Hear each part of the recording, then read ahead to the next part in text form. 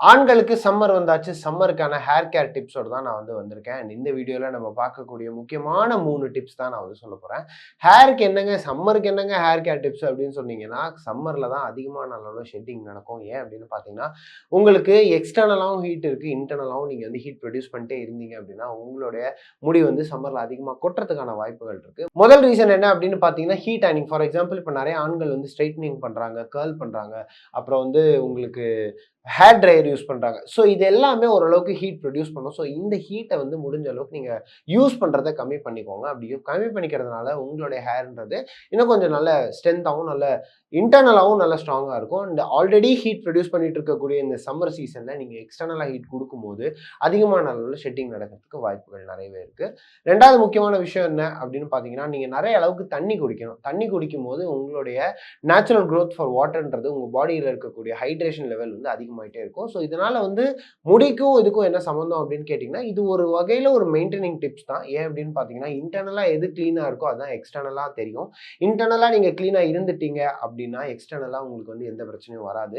So இன்டர்னல்ன்றது நீங்க consume பண்ற ஃபுட்டா இருக்கட்டும், இதுல எடுத்துக்கக்கூடிய தண்ணி அளவா இருக்கட்டும், அதுதான் இன்டர்னல் கிளென்சிங்ன்றது. ஸோ அத நீங்க மெயின்டெயின் பண்ணிட்டே வந்தீங்கன்னா, எக்ஸ்டர்னலாவும் நல்ல க்ளோயிங்கான ஒரு ஸ்கின்னும், ஒரு ப்ராப்பரான ஒரு ஹேர்ன்றது உங்களுக்கு கண்டிப்பா மெயின்டெயின் ஆகும்.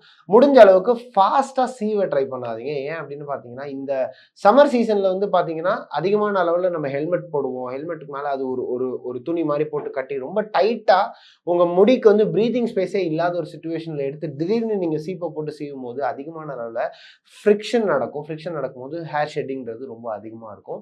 ஸோ முடிஞ்ச அளவுக்கு இந்த ஃப்ரிக்ஷன கம்மி பண்ண ட்ரை பண்ணுங்க. ஸோ உங்க ஹேருக்கு தேவையான அளவுக்கு நரிஷ்மென்ட் குடுங்க. ஃபார் எக்ஸாம்பிள் அது ஆயிலா இருக்கட்டும், சீரமா இருக்கட்டும், இல்ல எண்ணெய் தேய்ச்சு சேக்கா தேய்ச்சு குளிக்கிறதா இருக்கட்டும். இந்த ப்ராசஸ ரெகுலரா ஃபாலோ பண்ணிட்டே வந்தீங்க அப்படின்னா, உங்க ஹேர் ஷெட்டிங் ப்ராசஸ்ன்றது இந்த சம்மர்லேருந்து ஈஸியா தப்பிச்சிடலாம்.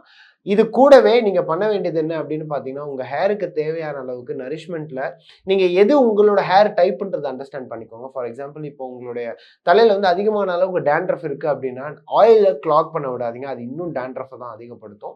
ஸோ உங்க உங்க ஸ்கேல்ப் ரொம்ப ட்ரையா இருக்கு. உங்க ஹேர் ரொம்ப ட்ரையா இருக்கு. ரொம்ப ஃப்ரிஸியா இருக்கு அப்படின்னா, முடிஞ்ச அளவுக்கு ஒரு சீரம் போட்டோ, இல்ல ஒரு ஹேர் வாஷ் பண்ணியோ பக்காவா மெயின்டெயின் பண்ண ட்ரை பண்ணுங்க. இந்த மெயின்டெய்னிங் டிப்ஸ் தான் நீங்க தெரிஞ்சுக்க வேண்டியதே தவிர, இந்த சம்மர்ல நீங்க பண்ண வேண்டியது எல்லாமே உங்க ஹேர ப்ராப்பரா மெயின்டெயின் பண்ண வேண்டியது. And at the same time உங்க ஹேருக்கு தேவையான அளவுக்கு நரிஷ்மென்ட்டும், உங்க ஹேருக்கு தேவையான அளவுக்கு பிரீத்திங் ஸ்பேஸும் குடுத்தீங்கனாலே, இந்த சம்மர்லேருந்து நீங்க ஈஸியா உங்க ஹேர ப்ராப்பரா மெயின்டெயின் பண்ணலாம்.